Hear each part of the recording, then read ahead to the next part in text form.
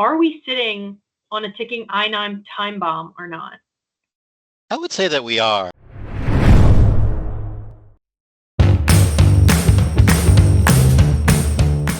We're back for another episode of 5 Minutes with an HR Pro with Paul Corellas, VP of HR Services here at MP. Today, we're going to be talking a little bit about immigration and why this is a really important topic for companies to be paying attention to. So I'm going to kick it over to Paul to give us a little introduction, and then we'll get rolling here.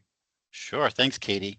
Yeah, a lot of the headlines right now are kind of grabbed by student visas and student visa revocation. But that being said, there's been a ton of change in immigration reform and regulation that employers need to worry about as well and really make sure they're teaming up with someone who's staying on top of it because it's constantly changing. Yeah, no, that's awesome. So are we sitting on a ticking I-9 time bomb or not? I would say that we are.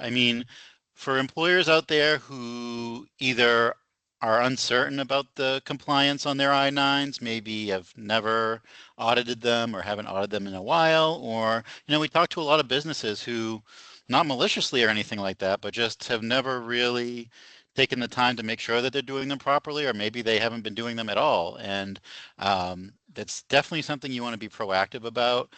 If you have any concern that there may be any sort of compliance lapse with your I-9s, I'd highly recommend internally or even better having a third party take a look at those and do an I-9 audit for you, just to call out any potential concerns there and also just to make sure that you're doing them properly ahead of any potential federal I-9 audit that you may face, as we're seeing a huge uptick in those across many industries in many parts of the country. So what are the type of businesses that would be at for the federal I-9 audit?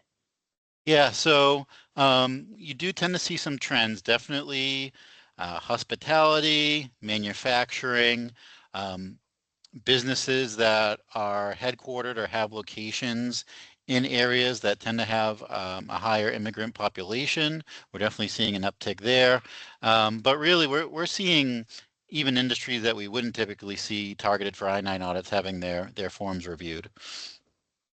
That's good information, and that's good for everyone to know. And so to help our listeners stay out of legal hot water while still moving fast enough to land top talent, what strategies would you give to them? Yeah, so one of the things, especially as folks are desperate for talent and will oftentimes hire remote individuals, one really important thing to note is that during COVID, the government really lessened the rules in terms of document inspection. So during the pandemic, they were allowing businesses to do a virtual inspection of electronic copies of people's work authorization documents. That has ended. It didn't really get a lot of press, but in speaking with businesses, a lot of them are continuing to do that, and that's really against the violations. As of right now, employers do need to have themselves or a representative checking physical copies of documents.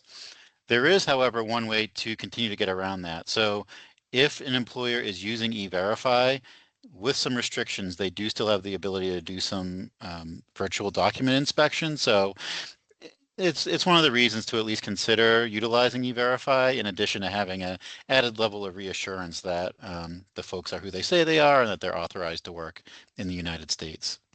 Perfect. Well, another amazing episode with Paul in 5 minutes or less. So we appreciate everyone and tune in next week. Thank you.